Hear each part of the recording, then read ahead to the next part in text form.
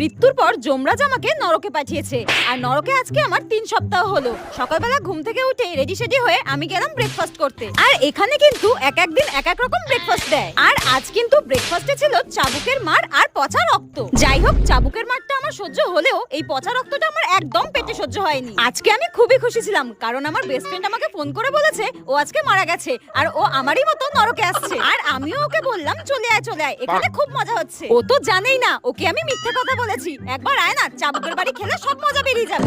আর যেতে যেতে হঠাৎ আমার রিমঝিমের সঙ্গে দেখা। ওর আজকে শাস্তি শেষ হয়ে যাচ্ছে, আর ও আমাকে বলল টাটা, আমি নরক থেকে বিদায় নিচ্ছি। পরের জন্মে আমাকে যমরাজ বলেছে কুকুর বানাবে। আর আমি বললাম কেন, তোকে কুকুর বানাবে কেন, মানুষ বানাবে না? তখন রিমঝিম বলল না না, আমি আর মানুষ হতে চাই না। মানুষের জীবন অনেক কষ্টের, এর থেকে কুকুর হয়ে জন্মানোই ভালো। ঘুমাও, খাওয়া দাও আর পাহারা দাও, আমার তো খুব মজা হচ্ছে, টাটা। তারপর আমি দেখলাম যমরাজ আমার জন্য ফুটন্ত তেল রেখেছে আর আমাকে গরম তেলে ভাজা